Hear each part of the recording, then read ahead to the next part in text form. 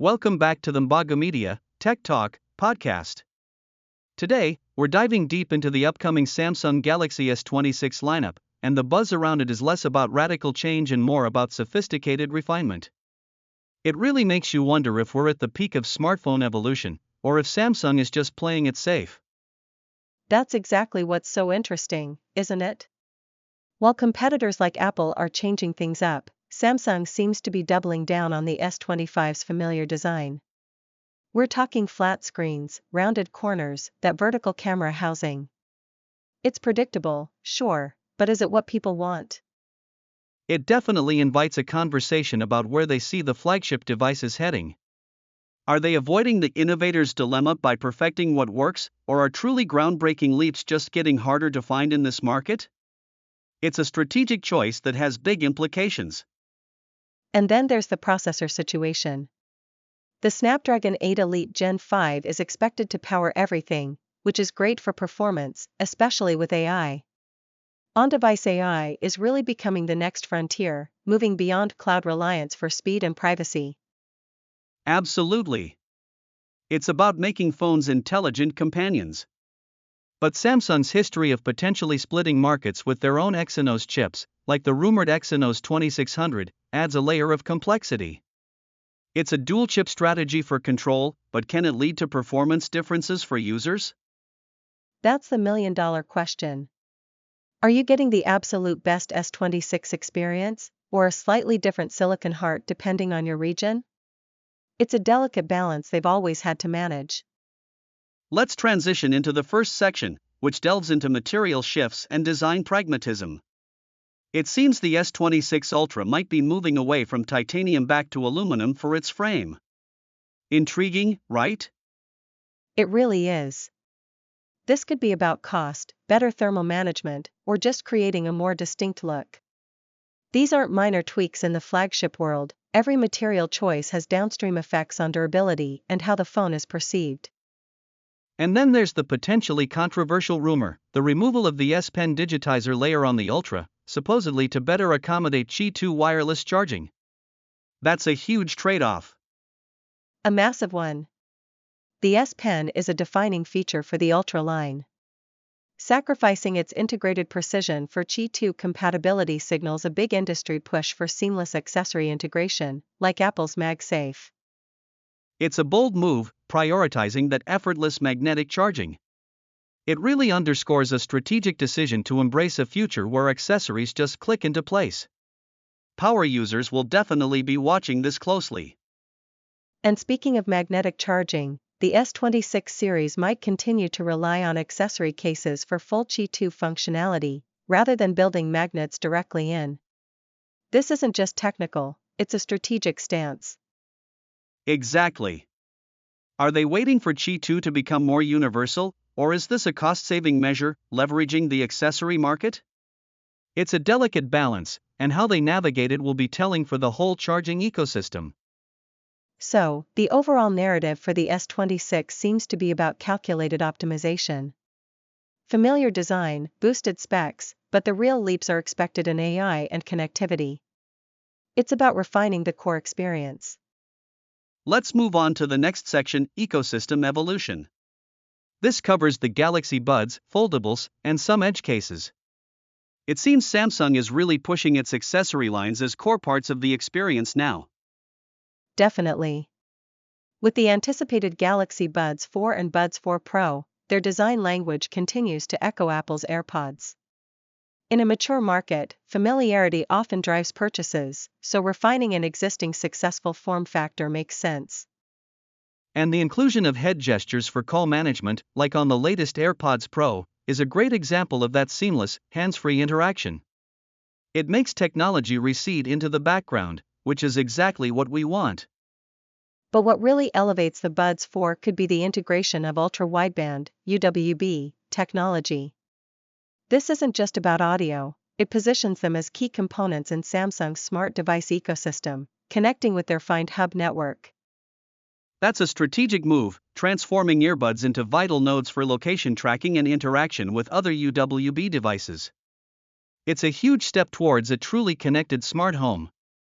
Meanwhile, the Galaxy Z trifold, despite being announced earlier, will likely remain a niche, luxury item with its staggering $2,900 price tag. It's more of a statement piece showcasing engineering prowess. And the S26 Edge seems to be carving out its own space too.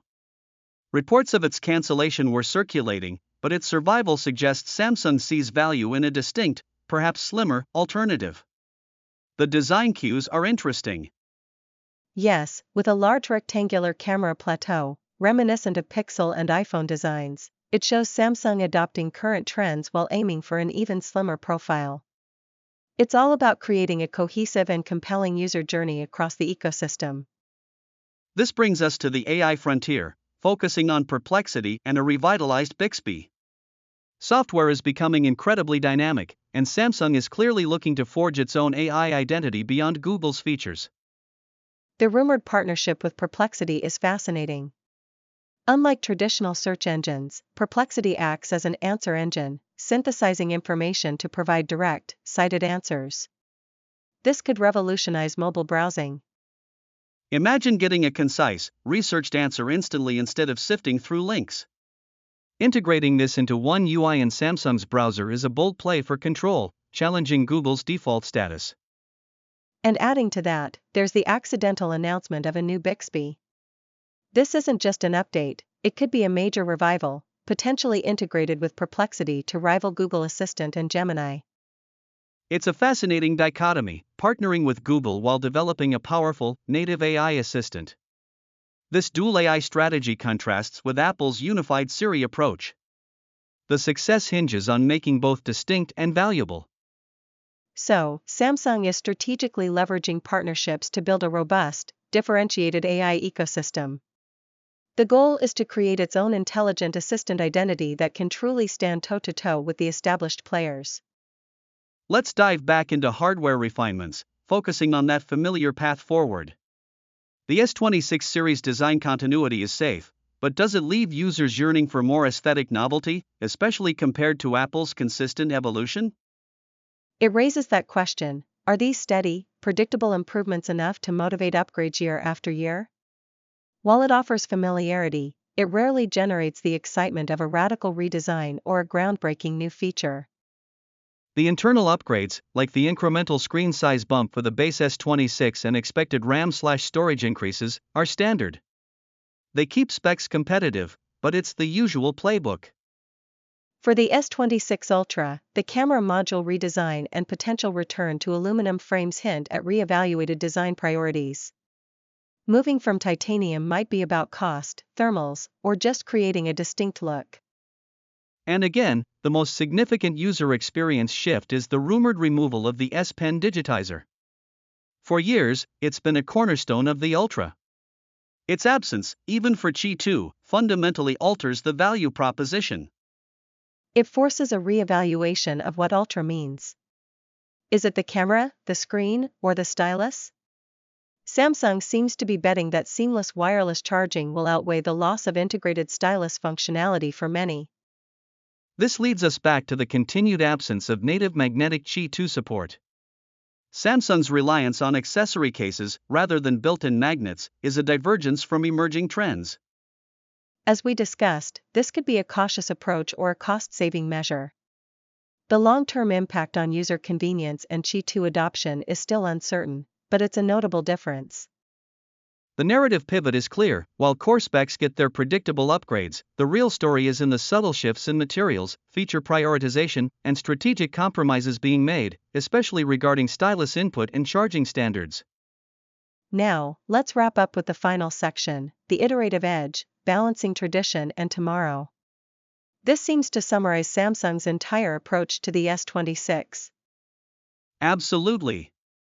The S26 lineup is a masterclass in strategic refinement.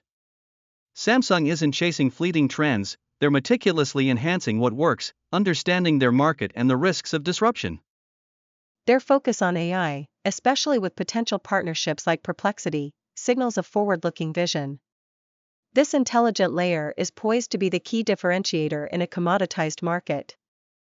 The evolution of the accessory ecosystem, from the refined Buds 4 with UWB to the exploration of foldables, further underscores this commitment to a connected future. These aren't just add-ons, they're integral components. Even the more experimental ventures, like the Z Trifold and the S26 Edge, serve as incubators for innovation. They test new form factors and user interactions that could shape mobile technology's future. This calculated approach, prioritizing AI, ecosystem integration, and incremental hardware over drastic design changes, shows Samsung's strategic maturity. They understand that perfecting the user experience is key.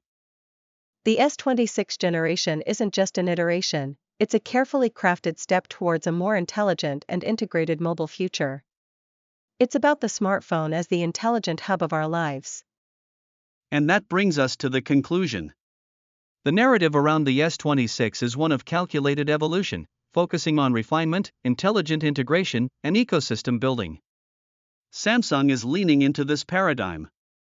The familiar design offers continuity and reliability, while the performance bumps from the new Snapdragon processor ensure a potent flagship experience.